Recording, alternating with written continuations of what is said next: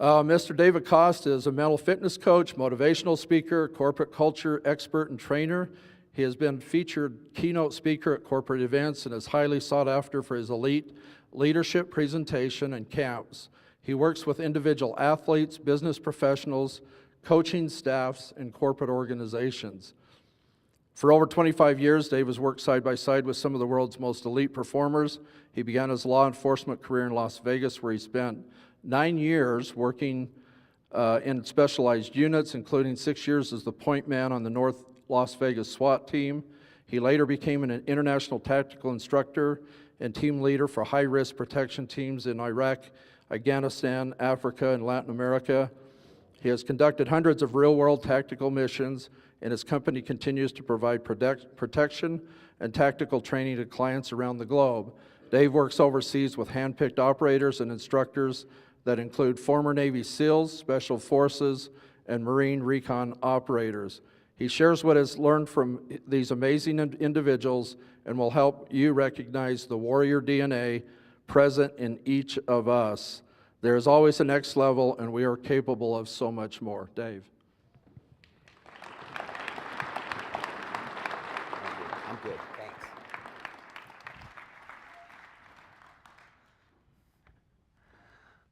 All right, I'm on. Can you all hear me?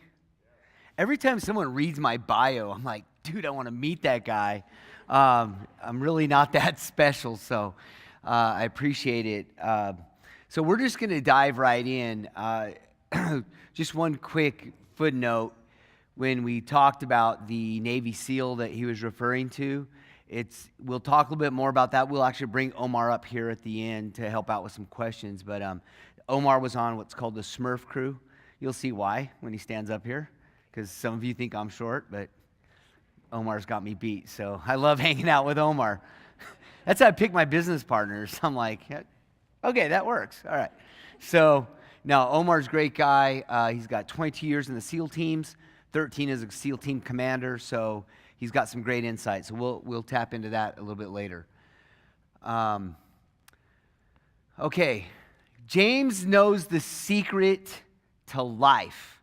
So before I dive too far into my presentation, what do you think, and I need some audience participation here, what do you think James knows that makes him so happy? Any thoughts? Hey, chocolate. Yeah, right? I'm surprised the gal didn't say that. My wife would have said that first. So, chocolate. What else? No fears. Love it. That's absolutely right. Any other thoughts? He's happy. Hey, think of this. No fears and happy, because these things are tied in. Give me one more. One more. No worries. Wow, you guys nailed it. Those are all awesome. Here's the problem for us. And I learned this in Afghanistan. When I was running a protective detail for a high-ranking U.S. government official, our job is to keep them alive as they move throughout the war zone in Afghanistan. Every morning, I would get up at about 4 in the morning, and it would be my job to look at whatever had developed overnight. I'm talking about threats. So we ran operations all over Afghanistan for the U.S. government. And my sector included all of Kabul, Afghanistan, and that region around there. So there were a lot of missions that were going to be run in there, and it was my job to wake up in the morning and make a decision on what areas we were going to close and not run missions in. And it was all based on geofencing. So that's basically what that means is there's a virtual fence, right? A map comes up, I get up in the morning and I look, oh look, they had a bomb go off here, or we have intel that there's going to be a hit on this location. And so I basically would just take my mouse and click, and it would color in that zone, and I would geofence it in red, and that would be off limits for the day. We would not run any ops in that sector. But was there really a boundary? No, there was no boundary. There's no physical boundary. We were just saying you're not going to operate in these areas. So what James knows is Or what he doesn't know is he doesn't accept that there's geofencing in his life. James can eat as much candy as he wants, because who gives a damn, right? Trust me, this is my grandson. He can climb anything, and he can sniff out candy anywhere. So, and he's passed that on, by the way, to my granddaughter, who's 2.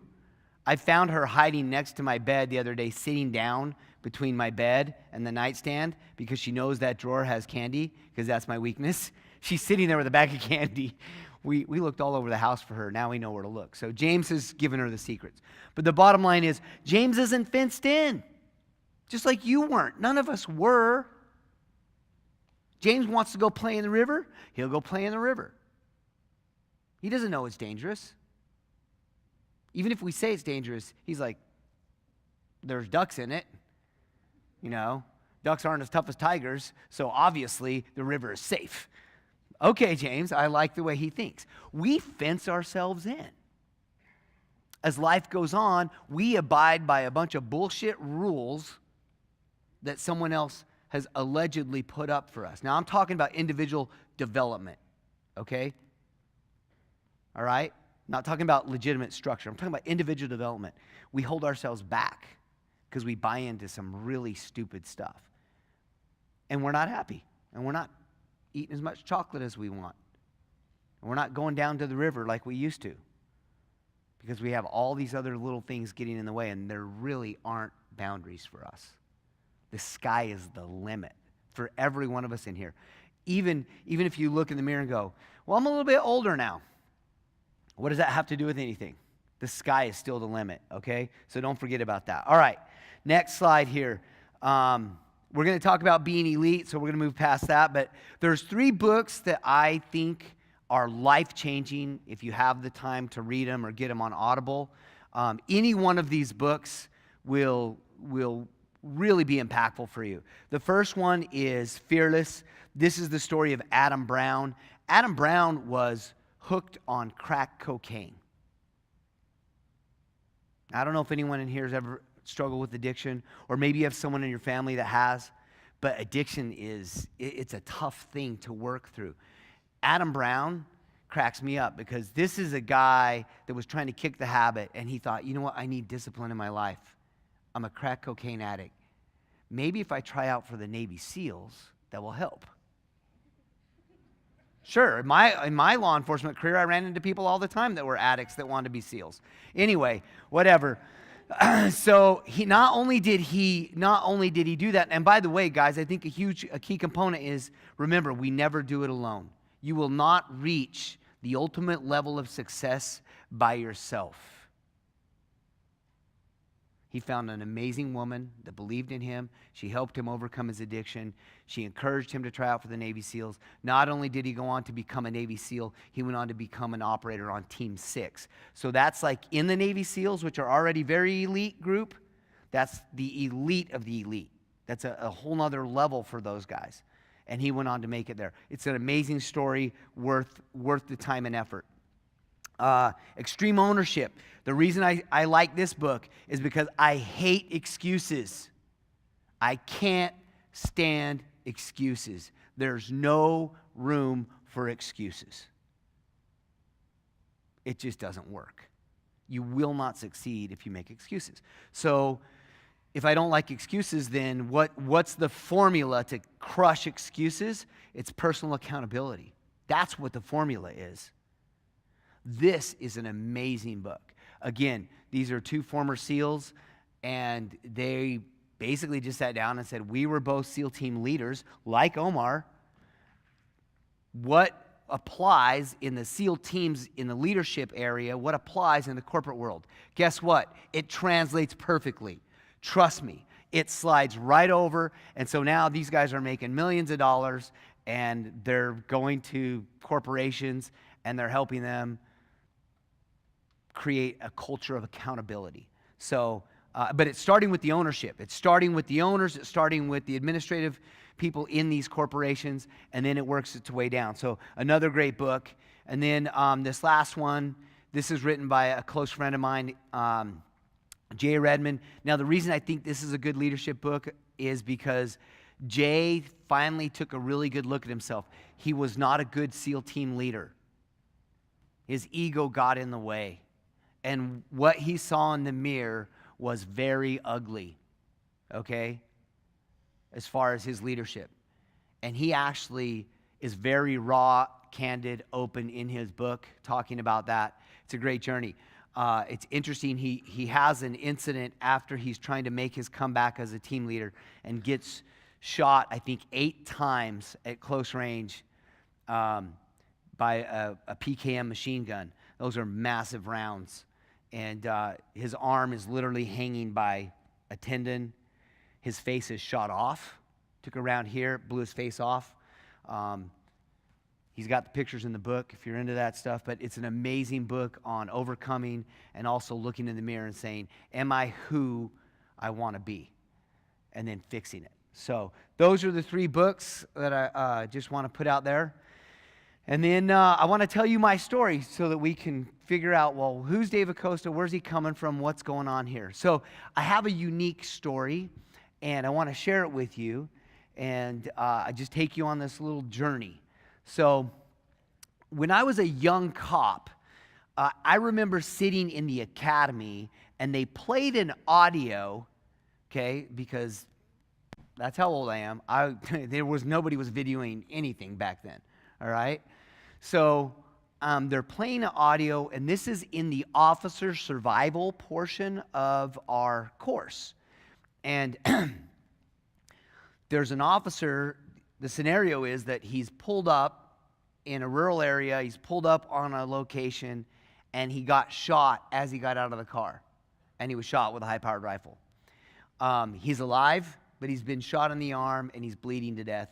And so he's on the radio, and we as rookies are sitting in the academy listening to this guy calling for help. We're listening over to the radio traffic of other guys telling him to do this and do that. They can't get to him because the bad guy is at an elevated position, and he's continuing to fire on responding units, preventing them from getting to this guy. So they're trying to make a plan, and eventually what happens is the radio goes silent because he bled to death. Now, as we learn, the thing that struck me as a young rookie is you got shoelaces. Back then we wore double belts, right? We had what's called an inner belt, and then we had our duty belt went over it. You guys probably have similar equipment.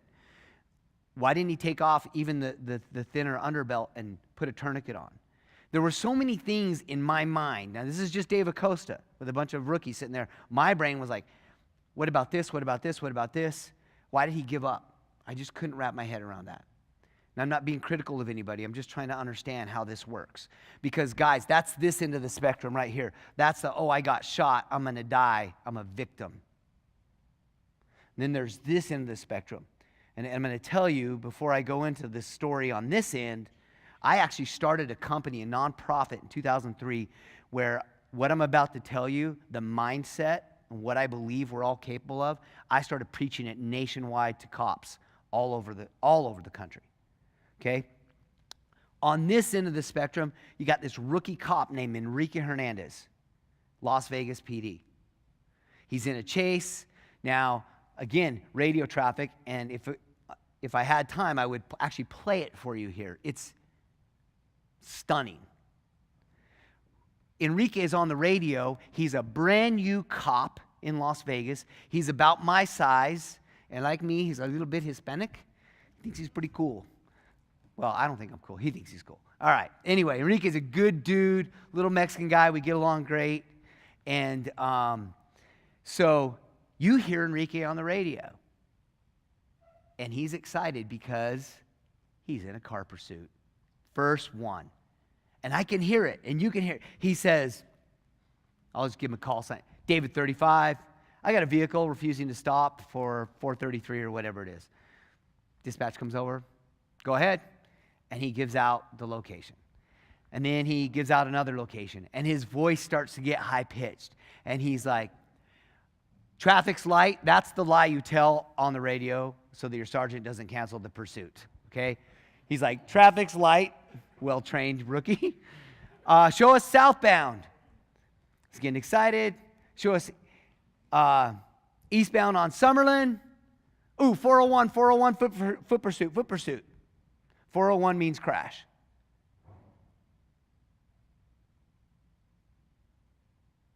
"12 seconds of silence." Maybe you hear someone, I think there's one radio that comes in and says, "Show me en route," another officer. At the end of 12 seconds, Enrique comes back over the line and he says, I'm hit, officer down, shot, bleeding bad. 444, officer down. He makes one more radio call because he's going unconscious. He has chased this guy down a row of apartments. There's an open door. The guy ran inside. Enrique followed him. The guy ambushed him inside and shot Enrique 6 times at point-blank range. Enrique rounded a corner in the apartment. He's yelling at the lady to get her kid out, so he's distracted as he rounded the corner into this kitchenette, right? And then the sliding glass door's there. He saw the sliding glass door was partially open. He assumed immediately that the guy went out that back door. So he looked there first. He stepped behind what we call a 90-degree angle. He opened himself up, saw literally a barrel here, put his hand up. The first round went through his hand into his neck. He drew his gun. Well, he had his gun in his hand, actually, so he brought his gun up. He fired one round. The next round from that guy hit him in the chest, hit his plate. The next round hit him in the forearm, broke both the bones in his forearm. He dropped his gun. He turned. He took 2 more rounds. They both missed his vest, hit his ribs, broke his ribs, went back. Both rounds lodged in his vertebrae. And then for good measure, as he turned to get out of the kitchen, he took a round through and through in his leg. So Enrique collapses outside the apartment in the grass. And as he's laying there, he realizes he's lost his sidearm. And he realizes at the same time, subconsciously, somewhere in the middle of this, he must have realized that he was unarmed. He's already retrieved and opened his knife. And so as he lays there, he's thinking, his prayer to God was, when he comes out to finish me, please have him be close enough that I can grab him. Because if I can grab him and pull him down, I've got a chance. Do you see the differences? This guy just waited for someone to rescue him. And this dude over here was pissed off because he'd been shot 6 times, technically 7, right? And he's praying to God for one more chance to get even. Okay? Now, sometimes I forget to tell the end of the story, so let me just get that out of the way. Enrique survived, obviously, because I hired him and we traveled the country and he would tell his story. And by the way, the craziest thing to me was we would tell this story in other cities and there'd be cops, because we would only teach it to cops. There'd be cops in the room, and inevitably, no matter what city we were in, there was a cop with a crazier story than Enrique's. And we'd hire that SOB. And we'd be like, dude, do you got video? Do you got pictures? And yep. You know, Enrique's like, holy crap, man, I thought I was special. No, you're not special. There are 1 million people out there that are survivors. The difference is that most of us don't realize what we're capable of. That's it. You got to tap into that. So I started writing articles. I've always tried to write articles about mindset and stuff like that. Before the internet was the internet, I don't know what happened to half the stuff I sent. I would send out stuff to tactical magazines, and no one ever published me, but it all comes around. So I'm going to skip this next part. We're just going to go to January. Well, actually, no, I'm not. I want to show you guys what you're capable of. So think of Enrique's story. By the way, bad guy was shot and killed by my brother and his team, who are part of the Las Vegas SWAT team. You probably want to know that too. He did not get too far away before he was taken down. So anyway, Enrique survived. Everything's cool. And now let's move on. Let me explain. Let me show you how each of you are capable of this. Okay? Here's what I want you to do. I want you to just help me out. For 1 minute here, I want everyone in the room to close their eyes. And I want you to take this trip with me. So do that right now. Close your eyes and I want you to think about this. Now, I'm from Spanish Fork. There's canyons everywhere, but for the sake of my demo here, You're in Spanish Fork Canyon. It's a beautiful day. There is no fire, and it's winter time, and it's a light snow, and you're just thinking how blessed you are. You've got a great job, a great family, and it's a beautiful country. And the sun's a little bit in your eyes as it's setting, and you come around the corner and you hit some black ice, and your vehicle rolls down this hill. And you come to rest inside the Spanish Fork River, upside down. The vehicle's filling with water, and it's at this point that you realize you can't see very well because you have severe lacerations to your head. If you don't know, scalp wound bleeds pretty bad. You're pretty sure your legs are broken, and you think your back is broken too. And it's at this point that you realize if you don't get some help, you're not going to survive. And so you pray to God, and this is your prayer. You say, now, I'm a Mormon, so Mormons, we have a certain way of praying. You say, Heavenly Father, I'm tough. And I believe in you, and I have faith. And as long as it takes, I'm going to keep my head above water. With you by my side, anything is possible. All right, open your eyes. Okay, is that believable? Could you guys do that? Are you capable of that? Yes or no? Yeah? Okay, we're capable of that. That's a pretty bad scenario, right? I'm going to call bullshit on that. You're capable of so much more. Let me explain. Because if there was a 3-year-old grandson or daughter or whatever in the back seat, in a car seat, unconscious, and the water was filling up, would you be praying to God that someone sees you down there? Are you freaking kidding me? You would crawl with a broken back out of that seat into the back. You would free that child, and you would push that little body up the embankment, inch by inch, until you got help or you died in the process. Am I right? Exactly. So what we do is sometimes we allow a situation to control us, and we think these are my only options. Remember the geofencing I talked about with James? Really? Who made the rule that I got to stay in the car and pray to God that someone's going to rescue me? That is not how elite people operate. That is not how elite people think. And I'm going to tell you right now, when other people are the primary focus of your life, you will always find the motivation to push forward.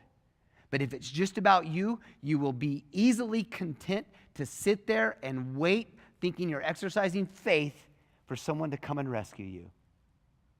That's why I call BS on that. Under the right circumstances, we are capable of so much more. So why wait for that? Why wait for those circumstances? Why not just say, dude, I'll never wait in the water for a rescue. I'll just pray to God for the strength to go as far as I can. If I pass out along the way, He'll do the rest. Let's put in the work. Okay, that's my theory. That's how it works. I'm preaching it. 2004, I'm at SHOT Show. If you don't know what SHOT Show is, it's the biggest expo for law enforcement, military, and hunting, I guess. It's a huge expo with guns and all kinds of stuff. It's in Vegas. I've seen helicopters in the convention hall. Just crazy cool stuff. All the guys from the SEAL teams go. If they're available, they go. They go in plain clothes, so people aren't always, humping their leg and asking them cool questions. If you want to do that, just ask a SEAL to be your business partner, and then you're good. So I'm at SHOT Show working for a little company for you gun guys. I actually met this guy when he was doing this out of his basement. I'm working for a company called Magpul, and I've developed a product that they said I violated their patent, but the owner of Magpul, like I said, he was only working out of his basement at the time. He still wrote me a check for $5,000 and said, dude, we're going to develop your product even though you violated my patent. So it was really cool, win-win for all of us. They went on to become a billion-dollar company. But I'm there. This guy walks up to me at the booth I'm at, and he says, we want to talk to you. Now, when I do the example, it was more like this because I'm looking up at him. Everybody's taller than me, but this guy was Corey's height. How tall are you? 6'4", 6'3"? This guy's about 6'3", 6'4". I'm looking up at him and I'm like, who's we? And at the time, really, guys, in 2004, there weren't a bunch of Navy SEAL books. There was only one movie about Navy SEALs with Charlie Sheen. Anyone old enough in here to have seen it, then you're just giving your age up, but it was a stupid movie, all right? Except for the part where he jumps off the bridge. That was cool. Anyway, that's all anyone knew about SEALs. Now, I'd known about them because in all the SWAT schools I'd taught, we had a lot of SEALs that would attend our SWAT schools. So I'm like, oh, he said, we're SEALs. We want to talk to you. And I said, okay. So that night I went, we met, we had dinner, and they said, tell us your theory, this theory I just explained to you, on overcoming and winning even if you're going to die. Because I believe, for example, if you shoot me, the way my brain works is, if you didn't shoot me in the head and kill me instantly, I got 30 seconds of adrenaline, and I could cover a lot of ground in 30 seconds. And I'm motivated because you just ruined my family. My wife's going to end up marrying some guy in a couple years that's like 6 foot tall. No, dude, I'm going to get mine before I go. So I'm motivated and I'm driven to get even with you, even if I'm going to die. They thought this was awesome. What blew me away is, you got some little Mexican former cop from Vegas, or from Utah, because I'm living in Utah this time, and these neat Navy SEALs are asking me to talk to them about my theory on winning. I'm not talking about irony. So over dinner, I share what I shared with you, and the guy says he runs a company that provides protection for high-ranking VIPs in Iraq at the time for the U.S. government. He wants to compete with Blackwater, that company was also SEAL-owned. And he said, dude, I think we could use you. I said, great. I know, of course, he's lying. But 7 days later, I'm on a plane coming into Baghdad, Iraq. Now, I'm just going to jump to that real quick because I got to tell you guys. I'm a former SWAT guy out of Vegas. That's a different type of risk or whatever you want to call it. It's just a different type of operation. So there's a lot of things I don't understand or know about the military, and there's a lot of things that people like Omar don't tell you because they want to see how you're going to take it when it catches you by surprise. One of those things would be how a 727 jet actually approaches a war zone. Now, again, I'm a civilian like you. I'm expecting that we go like this. So I'm sitting in this plane coming into Baghdad, Iraq. I'm super excited about this. And all of a sudden, it goes, and we're sideways, and we're in a dive, and we're spinning. And I'm shitting my pants. There's even a gal in there that was tougher than me. She's sitting there. She was a reporter from one of the big, like BBC. She's done this before. She's sitting there chill. I'm looking around. Nobody's carrying. They're hanging on, of course, because we're sideways going like this. I can't figure out what's going on. I think I'm in the twilight zone. So once again, I utter the prayer that Mormons utter. I'm like, Heavenly Father. But the next thing out of my mouth was, what the hell? I'm so excited to get here and work with these guys, and we're about to nosedive before we even start. Well, apparently that's what they do. I didn't know those huge planes were capable of going in a tight circle, and then right before they hit the ground, they flatten out, and they do a quick, hard landing. So anyway, that's my story there. It scared the crap out of me. But I got there and started working with these guys, and it was a completely different level. If you think you know brotherhood, there's another level. As a SWAT guy out of Vegas, as a point man, meaning I led my team, I'm going to be conservative and say we did over 1,200 missions in my time. We do at least 2 missions every 24 hours. As a team leader, as a point man, going through the door first, there was another level when I got to Iraq with these guys. So I'm there. We lived in a villa, all right? Now, we get to the airport. They're handing me, I had my body armor, I had all my gear with me, but they're handing me my weapon, they're handing me magazines, and they're just basically saying, we're going to leave the airport, and we're going to hit Route Irish. And if you guys don't know what Route Irish is, look it up. Look it up on YouTube. It was the most dangerous road in the world for about 7 years. They were shooting and blowing up vehicles on that road daily. Now, I didn't know that. I didn't know what that was. He just said, we're going to be on Route Irish in a few minutes. load as many magazines as you can in 5 minutes. You've got the right side of the vehicle. If anyone comes up and they're armed, open fire through the window. Big difference from being a cop. They're like, literally, open fire. Don't say nothing to us. We'll tell you, because the guy in the back, his job would be to say, hey, fast mover, right, left, whatever. And then as those cars come up, he's describing it. A lot of times guys would pull up and they would just ambush you from 5 feet away on the freeway. So it was our job to shoot first.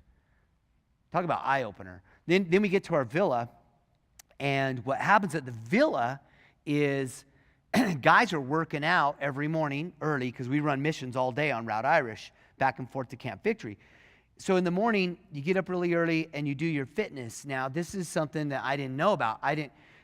SEALs were doing CrossFit before it was CrossFit. I think it was called SEAL Fit, actually. They were getting up, and I thought I was in pretty good shape. I didn't know what we were doing, but they made up stupid weights out of concrete and buckets, and then they had bear crawls, and you ran up the stairs. You did a bunch of stupid stuff. I didn't like it, but I wasn't going to complain about it to a bunch of SEAL badass dudes. So I didn't want to be the wimp, so I did it. And they would do it for an hour. And there were circuits. They'd run up the stairs, then you get the roof. One part of the roof, right? We're on a 3-story villa, like a cartel drug house, okay? One part of the roof, the wall was missing, so it was like, well, for me, it's head height, but it was probably 5 feet tall, and it went like this. They would crawl under that. So there was a place where you did bear crawls. You had to bear crawl anyway, because if you didn't, you could get shot by a sniper. So I thought, wow, these SEALs, they wanted anything that has death involved as a potential outcome, they like to do it. So that was part of our exercise program. Here's where I'm going with this. You did not stop or take a break unless you were puking. They didn't cut corners. They didn't cut corners in their fitness. They didn't cut corners in the way that they prepared. When we got in our vehicles, I would check my gear, and then this is the way they operated. I would check my gear, right? I don't need a babysitter, but it's interesting. They didn't see it that way. These guys would, you check your gear off, and then they would walk around, you'd be like, you good, bro? And they would check and make sure you're good, and then they expected you to walk around them and check and make sure they were good. And if I saw that a guy left something off that he might need, I might say, oh, hey, you know, you're missing this or that, or where's your night glow sticks? You know, the infrared glow sticks that you break in case we get stuck at night. Just little things like that. We helped each other not leave one thing to chance. We helped each other not leave one thing to chance. We weren't micromanaging each other. We were making sure that the other guy was prepared for a worst-case scenario. What I learned from these guys was, well, let me share this with you. So here's where I'm going with this. We would go out to Camp Victory. We'd run our mission, which was to get our client, so Rob, right? We'd get our client. Believe it or not, we protected a guy from California from a massive construction company, an engineer that was hired by the government, and this poor guy was like, what am I doing here?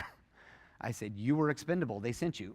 So we were protecting this guy while the U.S. government was paying him to be there as an engineer for a huge construction project. So we were keeping him alive, getting him to all these meetings. So that's what we do.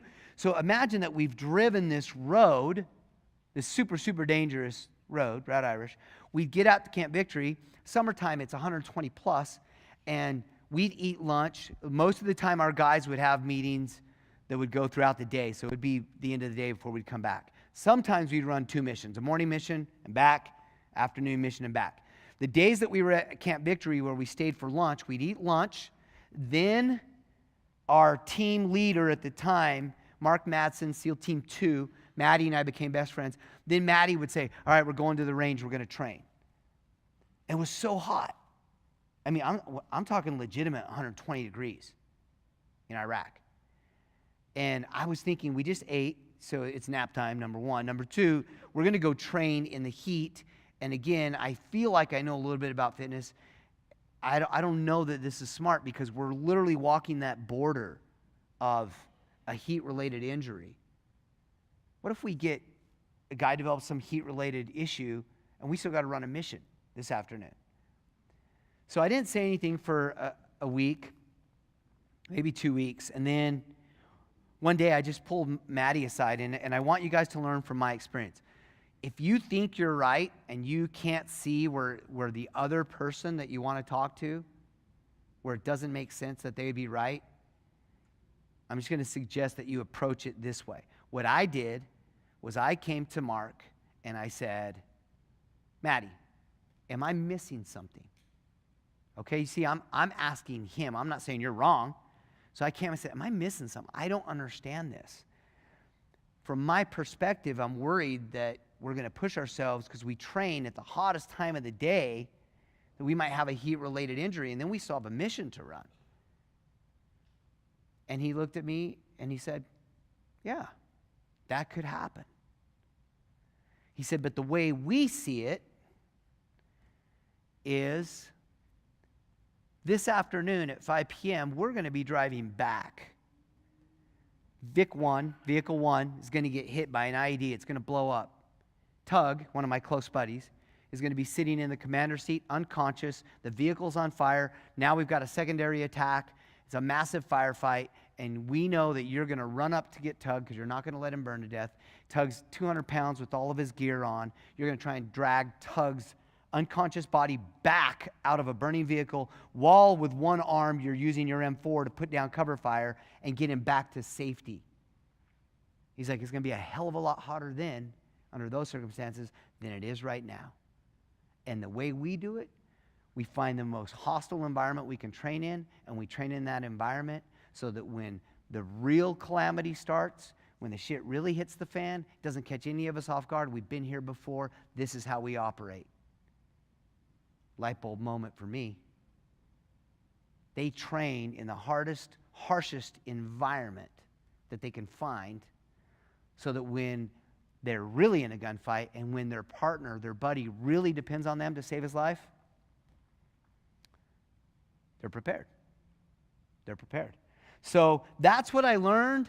This is kind of my story, and I've brought it back ever since, and I've been sharing this with corporations and athletic teams and everyone. The way that this formula where their worst nightmare is not getting killed, their worst nightmare is failing the guy to their right or their left. Can you imagine if we had a corporate environment, a work environment, where people were more concerned about their teammates than themselves, what we would be capable of? Go back to being in the river. What are you capable of when someone else depends on you to succeed? Giving up isn't an option. Does that make sense? Okay. So here's the Navy SEAL creed. I will never quit. My nation expects me to be physically harder, mentally stronger than my enemies. If knocked down, I will get back up every time. I will draw on every remaining ounce of strength to protect my teammates and to accomplish our mission. I am never out of the fight. I love it. I love it. It made sense to me. And it makes sense to me, and it translates directly into any team environment. Okay, this is something that's interesting. I was on a mission. We were running a mission in Syria as contractors, and we got a guy. So I noticed that you talked about a lot of people on the teams are on loan. Does that make sense? Absolutely. And Omar will answer questions with me afterwards. So if you have questions for him, but I asked Omar, I'm like, how many times do you guys loan a guy from SEAL Team 5 to SEAL Team 3 because their sniper guys were injured or they were out? He's like, that we loan people all the time. So we had a guy on loan to our PSD, our Protective Services Detail, for this Syria mission, and he was from Team 6, former Team 6 SEAL. And he was freaked out that they had a cop on their team. And so he told me, this is funny, he goes, dude, I'm just going to tell you, you're going to die. And I'm like, oh, great pep talk. It was a bad mission. Let me just tell you what, a lot of guys said no to this mission. So we had to fly people in from other places. He goes, you're going to die. Just accept it and get on with it. He's like, that is the best thing you can do. If you can look me in the eyes right now and tell me you're okay with dying, I won't bother you anymore because right now I'm concerned about you. Because he doesn't know me. And I'm like, I'm good, bro.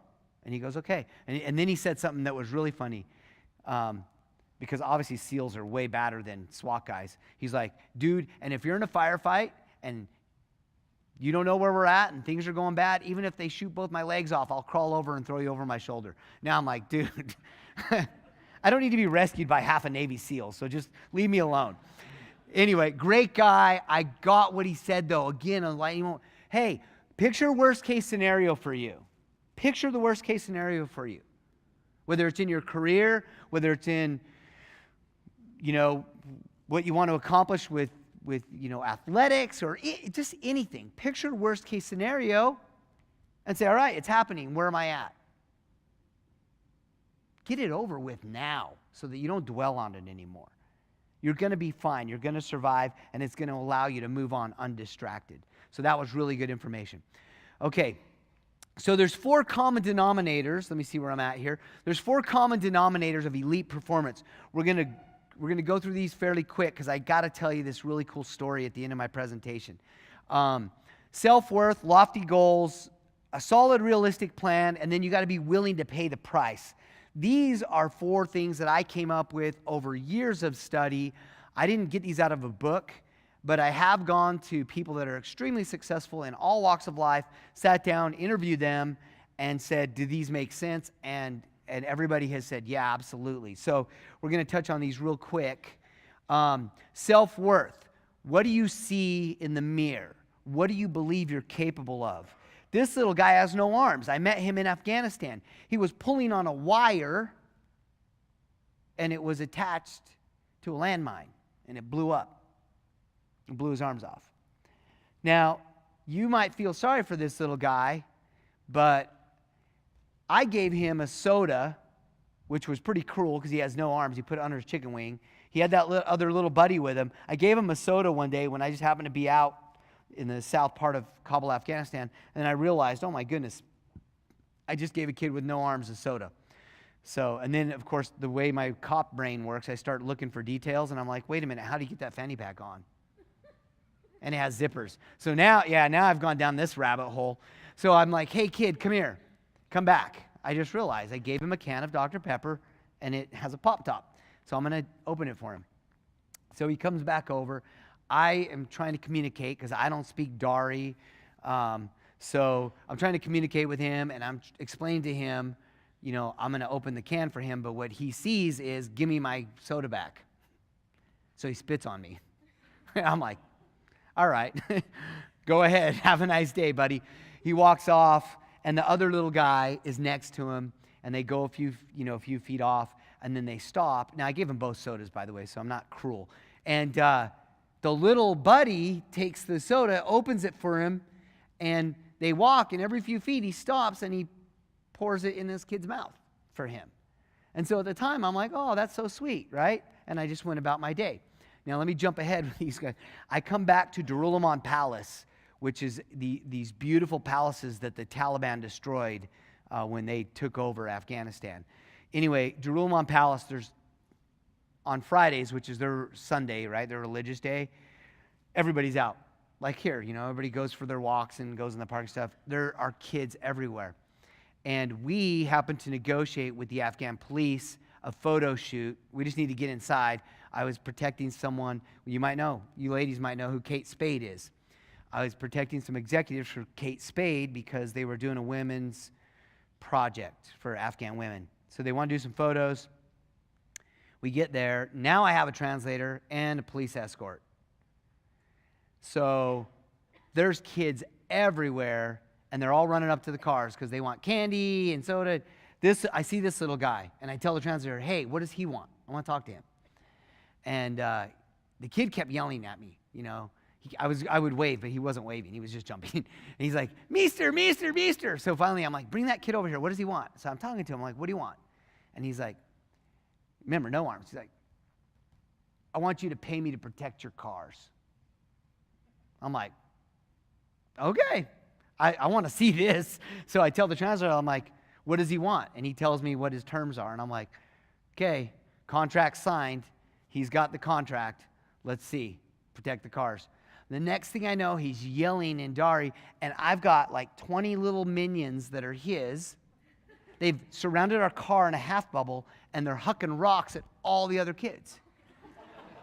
So we now have a buffer around our cars, the distance of whoever can throw the farthest rock. And I thought about this, and I looked at my buddy that was next to me, and I said, that kid in 20 years will be the president of Afghanistan. He doesn't see anything different. He doesn't think he's different than anybody else. He's a doer. He's a get the job done anyway. I don't have 2 arms, so what? He's doing more without 2 arms than all 200 of the kids in that place combined. Look in the mirror, decide who you want to be, and go get it. You've got to have self-worth if you're going to be successful. Have a big dream. This is Wes Welker, one of the smallest guys to play in the NFL.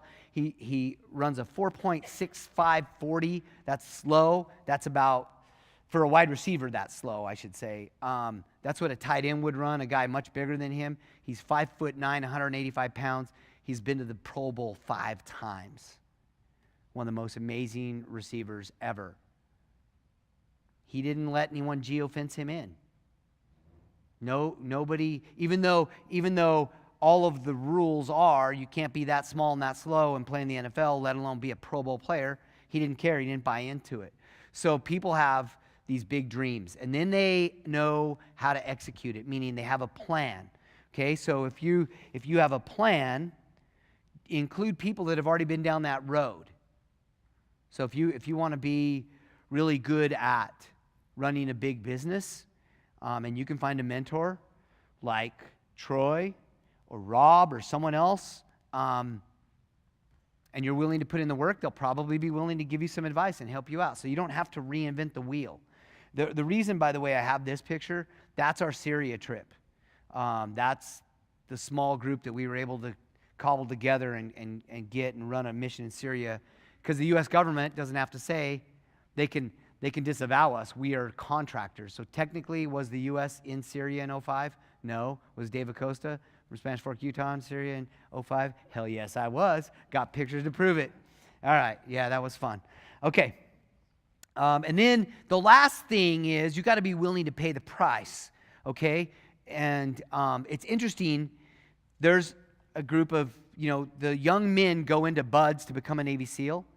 It's a 6 or 7 month program, and then when they get done with BUDS, they go on to SEAL qualification training. So it takes a year for them to qualify to get a Trident. So, like this number says here, 200 to 230 will start. Less than 20% will graduate. I feel weird about saying this, but it's kind of cool. My son is in BUDS right now, and for those of you that know what BUDS is, he's about to go through Hell Week. It's going to be tough. As of right now, they did start with close to 230 guys, and I think they're probably at maybe 120 at this point. And then after next week, they'll be down to less than half of that. So it's tough, but you have to be willing to pay the price. So, and this is where what Troy alluded to in BUDS. One of the things that they do is they divide you by height, because you're going to be carrying boats, and you're also carrying those big logs like you see here. So, ideally, yes, a short guy like me gets on a team with 3 guys Corey's size. It works perfectly because I just act like I'm doing something. But they know better than that in the SEAL community, so they make sure that everybody by size is on these little teams. And so this team of the guys that are the shortest is called the Smurf crew, which is funny because the Smurf crew typically ends up being the crew in the SEAL BUDS training program that kicks everybody's asses, because they're just little guys that are pissed off at the world because they got robbed a few inches. So, hey, Omar, would I have been in the Smurf crew? He said, oh, yeah, no doubt. All right, well, that wasn't very helpful. Okay, let's talk about this for just a second. I want to talk about leadership, and then I want to finish with a story for you. But so we heard about teams. Guys, change isn't easy. Changing direction, adopting new technology, having a shift in paradigm as a company, trying to reestablish a culture or shift a culture in a company, none of these things are easy. But being elite isn't easy. That's the whole frickin' point of the word elite. Exceptional. Beyond everybody else's measuring stick. Okay? So to get there, that process is painful. But it's worth it. It's worth it. You know, I've heard guys say, pain is temporary. Discomfort is temporary. But the SEAL trident is forever. Accomplishing something, that never goes away. That's history. You've made history for yourself. Does that make sense? So this company's trying to make history. It's trying to go through some changes. It's not going to sit back on its laurels. It's not going to wait for someone to rescue it if things change. And it's definitely not going to sit here on its ass in a great economy and say, we're successful. That is not what Big D does. Big D looks at it and says, guys, yeah, we're killing it, but everybody else is killing it. Big deal. That's not an accomplishment. How do we maintain it? How do we go above and beyond so that people seek us out over the competition? That was asked at the table right here. My counterpart asked Rob, what makes you guys different? And he didn't even hesitate. He's like, we're not afraid. I love it. We're not afraid. You guys should adopt that. That's what makes Big D different. We're not afraid. We're not afraid to do what? We're not afraid to do anything. We'll adopt a new technique. We'll adopt a new tactic. We'll change our culture if we feel like our employees don't feel like they're loved. We'll fix it. We're not afraid to do anything, whatever it takes to succeed. I love that. So let's talk about leadership real quick, and then I'll get into this last part. A good leader, and a lot of you in this room are in leadership positions. A good leader is compassionate, okay? Even in these environments where it's all these alpha males and all their egos, a good leader is compassionate and is always willing to give the benefit of the doubt to his team. He's an expert communicator. And I say he or she, expert communicator. Somebody that listens, right? Because a really, really good communicator listens. Someone that listens and then can regurgitate back to you what you just said to them, because that shows people that you're listening, right? Quick thing on expert communicator. Driving down the road a few years ago when we first moved to Spanish Fork, driving down the road, Main Street, Spanish Fork with my wife, and it's almost 9 p.m., and she looks past me this way, right? Because I'm sitting here. She goes, Cold Stone's still open. And I'm like, it sure is. I'm proud of you for paying attention. I thought she was just paying attention. We keep driving. I'm like, oh, shit. Did you want to go to Cold Stone? She's like, no, because we've already passed it. She's like, no.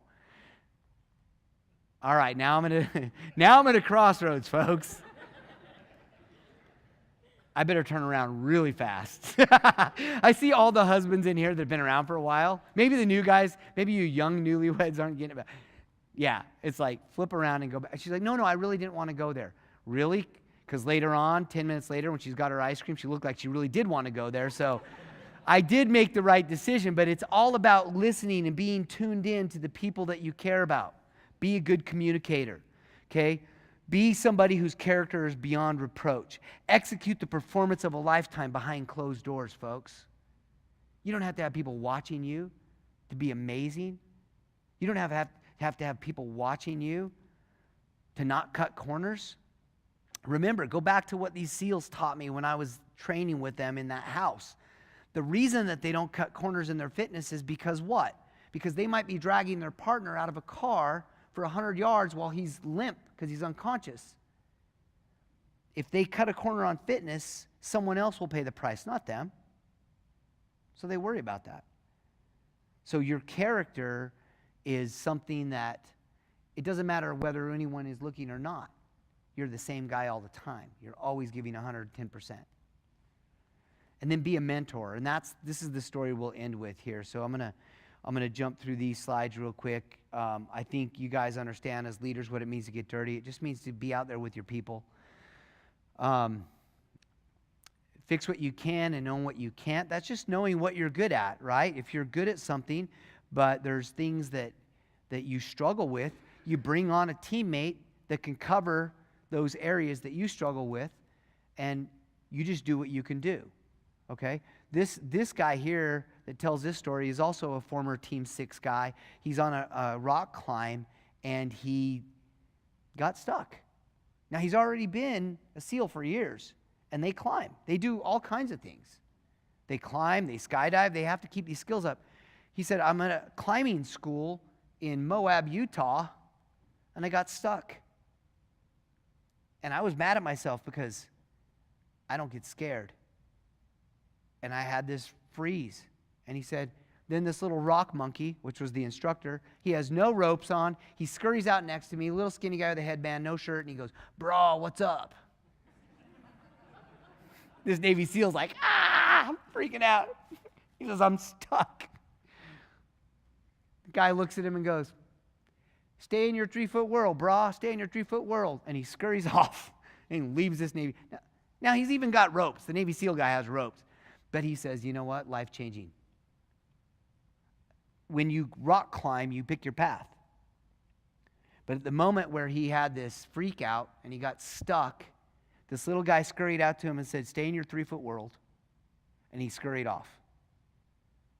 And he focused on what was there within 3 feet of him, what foothold and handhold there was. Where did he end up?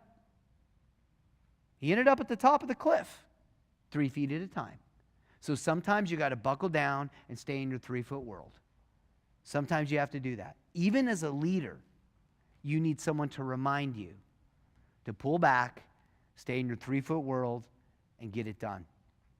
Okay, we talked about character. So this is the story I want to share with you, and then we'll open it up for the challenge period where you guys can ask questions, whether it's about personal development, leadership. Also, with the leadership here, if you guys want me to talk about something, we're going to bring Omar up.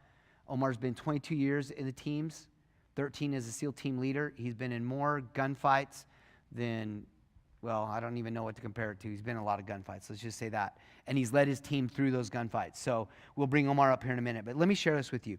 I want to talk to you about being a mentor. I want to talk to you about being a team player. I don't care how good you are.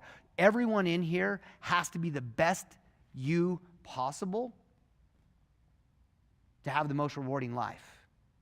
But I want you to know that you can't have the most rewarding life possible without a teammate, without teammates, okay?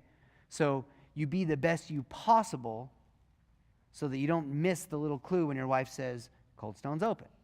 You say, oh, yes, it is. Make a quick turnaround. Don't even have a discussion. Act like you want it to go there too, right? Makes it easier, okay? So learn these things and your life will be fulfilling. Learn them, apply them in your personal life, apply them in your job, apply them in new relationships.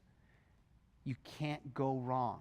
You'll be happy all the time. Okay, that said, one of the coolest things that any of us in this room can do is be a mentor. It's awesome. I love it. Any opportunity I have to mentor somebody, I love it. And I think you should take advantage of that. So here I am in Iraq. In this picture, let's see, how is it for you guys? Okay, so the guy on the left with the ball cap, that's Mark Madsen, SEAL Team 2. And then there's a little guy from the Philippines in the middle there. And then there's me. And then there's this guy on the end. Moses is from Uganda. And Moses, he's a nice guy. He's only there as kind of like a support. It's called a TCN, a third country national. He's there to support us in our operations. And he's been in the Ugandan military, but none of us know what that means. We don't even know if they shoot real bullets there. So we know he is familiar with an AK-47. Other than that, there's not a lot there. So what ends up happening is I get a phone call from the owners of SOC, this company that I'm there with, and they said, Dave, we need you to come back. You have to do, I was doing a business assessment on the way they were doing business in Iraq, as well as running operations with the team. And they said, we need you to come back. You've been there a month longer than you should have been, and we need that assessment. And I said, okay, great. What's my travel date? And so we got that worked out, and I said, oh, well, when does my replacement get here? And they said, on this date. And so what I realized, there's a 2-week window where I'd be gone, and we run a American four-man team. I'd be gone, so we'd be running a 3-man team, and we just don't do that. When we run our vehicle operations, we run them covert, meaning our vehicles blend in. If you saw how the vehicles we were in, how they looked, they don't look anything like American vehicles. So that's part of how we stay safe. So they said, come home. We argued. I lost the argument. So then I realized I had a very short amount of time to train Moses to at least be capable in a worst-case scenario, because he would be the guy filling in my spot. So I worked with Moses. As you can see in this picture, it's well over 100 degrees on this day. You can see that I'm training Moses how to exit the vehicle under fire.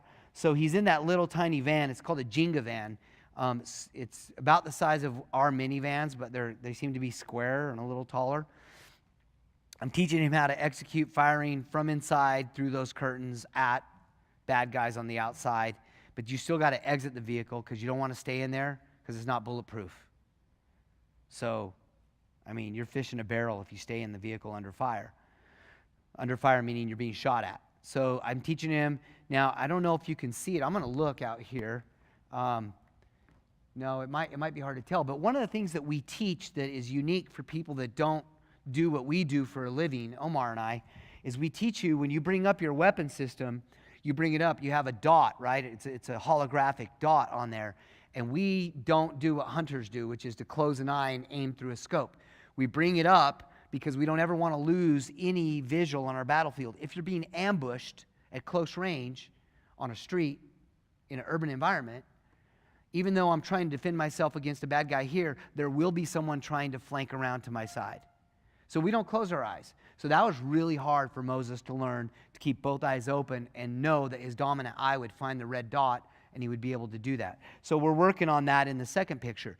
I worked with Moses for a few hours that day. I remember that I went up upstairs in the office that overlooked the little carport there in our villa, and Moses worked on his own 3 more hours until dark. Moses was a really hard worker. He wanted to get good at it. We were out at the range one day, what I told you about at Camp Victory, and we were shooting, and we were shooting from behind a barrel, meaning cover, right? We were trying to pretend that we had something to shoot behind. It was part of the exercise, and Moses was down like this on a knee shooting his AK-47. Boom, boom, boom, boom, boom, and I was standing behind him, and I smacked him really hard, knocked his helmet clean off, and he landed on his back. And he had this huge look, like, why did you do that to me? And I'll never forget that I just yelled at him. I said, "Are you dead?" And he got this huge grin on his face. It was the funniest thing. Everyone else in the world would have been mad at me or shot me.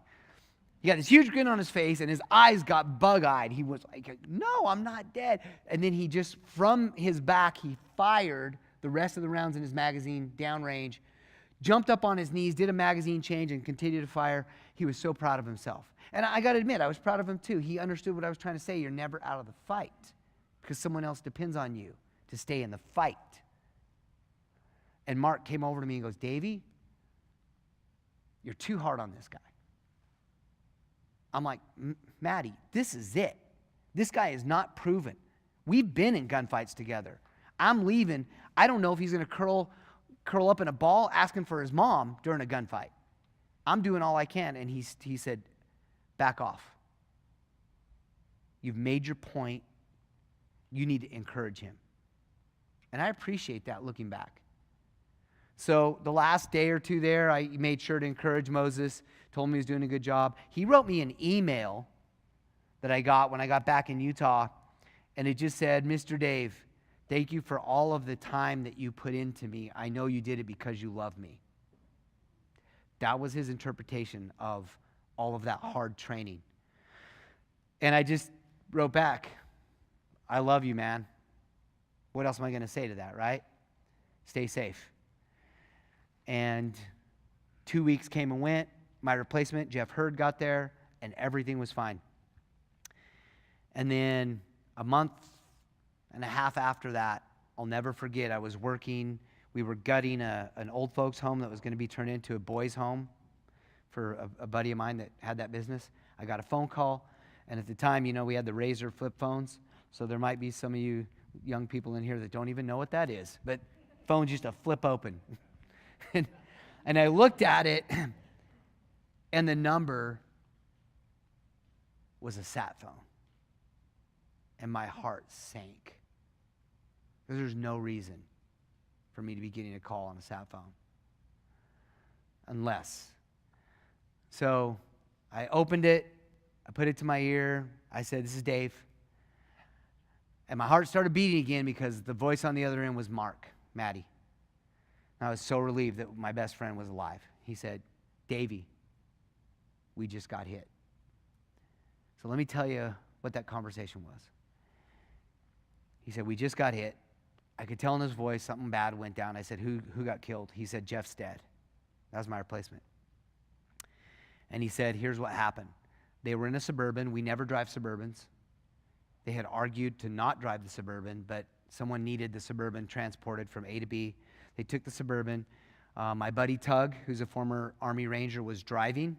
He's about 6'3", very lean. He's like a triathlete, so pretty lean guy. That comes into play here. He's sitting in the front right. Jeff Hurd, who was my replacement, is also, I believe, a former Army Ranger. Jeff's a big guy, 6'4", but he's very buff. He's in the front seat of the Suburban, and then Moses is in the second seat in the Suburban. And then there's the van that you see in this picture is the layoff vehicle. So the van's going to follow the Suburban by at least 6 car lengths in case something happens. The Suburban pulled up to an intersection. A vehicle that was in front backed in kind of sideways. Guys jumped out of it. Another vehicle pulled in this way. Guys jumped out with AKs in basically kind of like a L-shaped ambush. They opened fire into the Suburban. Jeff returned fire. He was doing a magazine change in the front seat. He's too big. He couldn't get down below the dashboard anyway when he was shot through the left eye with an AK-47 from about 15 feet. So he was killed instantly. So Jeff's body was in the front seat, feet towards the door. He fell towards the middle. Tug didn't have a chance to do anything, so he slid underneath. It's lucky for him, he's lean. He shoved his body underneath the steering wheel and just tried to stay down. Moses was the only one that could have effectively done anything. Moses was in the back seat. He jumped over that seat to the second seat in the Suburban, jumped over that into the very back of the Suburban, which is the compartment, right? There were so many bullets coming through the windows that the bullets were coming through the windshield, exiting and hitting the windows in the back. How Moses doesn't get shot and killed at this point, nobody knows, because he now has to but kneel up, reach out the broken Suburban glass doors, open it from the outside, and jump out. Moses jumps out of the back of the Suburban and now comes around the right side of the Suburban, leans out with his AK, and he sees some guys have opened the door and they're pulling Jeff's body out. Moses shoots all 3 guys right on the spot, drops all 3 of them. Now imagine how close this is, right? We're talking about from the back of the Suburban bumper to the Suburban driver's side or passenger side door. 15 feet, 20 at the most. Moses drops those guys. The gunfire's crazy. What Moses doesn't realize is someone is flanked around. There's another guy about 30 feet. He's coming between cars. He opens fire on Moses, and he puts 1 full automatic burst into Moses from behind with an AK-47, which is a .308 round. The first round hits Moses in the hip, shatters his pelvic girdle. The next 3 rounds hit Moses' vest. Moses had a premonition that something bad was going to happen, so he put a plate in the back of his vest. Most of us don't wear plates in the back. The first round hit him below the vest. The next 3 hit the plate. The plate stopped all 3 rounds. The next round went through his right bicep or tricep, out the bicep, destroyed his arm, hit his AK-47 and broke it. So Moses has been shot in the back 5 times, including the one through the arm. Drops his AK, which is broken, falls down and crawls really quick around the right side of the Suburban where he'd already shot those guys, cross-draws his handgun, and comes back to get the guy that shot him. The layoff vehicle back here, the van now, Mark Madsen and another former SEAL, they've exited the vehicle and they're laying down what we call cover fire, lanes of fire. They're shooting at bad guys, including they've killed the guy that shot Moses. And so it's now a little bit more of an even fight, even though there were 9 bad guys and only 5 of our guys. At this point, Moses has come back around the bumper, sees that the guy that shot him is down. He turns back around, and now he sees 2 more terrorists grabbing their guys, trying to pull them out of there. And he says, "Nuh-uh, no way." And he empties his handgun and drops 2 more guys. That's 5 guys. And he's been shot 5 times. Well, because Moses was doing all of this, and the other guys have engaged the bad guys, there was a little bit of a lull. So Tug crawls out from under the steering wheel, jumps over the back seats, trying to get out the back of the Suburban. Now, to this day, Tug has 2 burn marks or scars where 2 AK rounds, independent of each other, hit him in the back as he dove over the seats, and one opened his skin and the other one just burned him. They went under his tactical vest while he was diving. He gets out the back, climbs out, sees Moses now has an empty handgun. Moses is obviously severely injured. He grabs Moses. Moses is trying to reload his handgun. Grabs Moses, picks him up, puts his arm over his shoulder, and they do the 3-legged race back to the van where cover fires continue to be dropped. The bad guys retrieve their dead and wounded. They take off in their vehicles. Our guys get in this little tiny van. They move up to the Suburban. They grab Jeff's body. They drag it in. He's too big, so he's hanging out. They throw a thermite grenade in the Suburban. It's a grenade that is it's highly flammable. It blows up and it burns everything because we can't leave anything there. We have a lot of stuff that is sensitive for security purposes. So they take care of the Suburban with a thermite, and they drive off with Jeff's legs hanging out, and they go almost 5 miles before they get to a base where they get medical help. Is that crazy? Your jaws are on the floor. My jaws are on the floor every time I tell a story. So I'm like, holy crap. And then he says, "Dave, Moses is right here. He's going into surgery. He wants to talk to you." I'm like, awesome. I put the phone, or he puts Moses on the phone. I've got the phone, and I hear, Mr. Dave, you'd be so proud of me. They shoot me. I don't care. I get angry. I kill everybody. And I said, "Right on, Moses. I love you." And he said the same thing back. And I never heard from Moses again. He had a successful surgery. He went on, got sent back to Uganda. We did start a fund for Moses. We sent money. Moses actually started a security company that continued to send guys like him to support that effort. And so Moses became a very successful businessman after this. So that's a cool story. Here's what I want to end with, folks. I overlooked Moses' desire to be a part of the team, to be considered an equal. I overlooked it. I couldn't, in my wildest dreams, wrap my head around what he was capable of.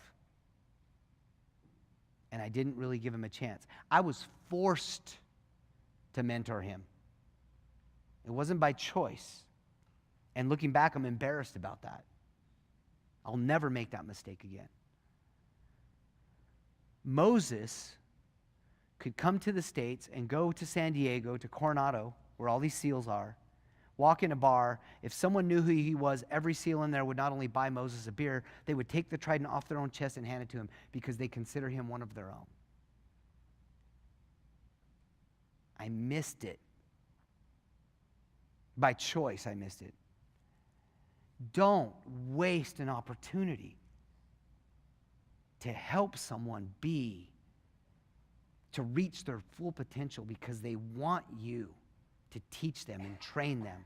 They want you to help them reach that incredible level of elite performance that they believe you are their path forward. You're their mentor. Don't miss an opportunity to put your arm around someone and say, I got your back. I'm going to help you get there. You just tell me where you want to go, and I will help you get there. The most important thing any of us can do is identify people that look up to us and want to improve and say, all right, come with me, I got you. Because together, there's nothing that we can accomplish, that we can't accomplish if we're together. So just think about that. Thank you guys for your time. I really appreciate it. All right. Oh, thank you. Thank you.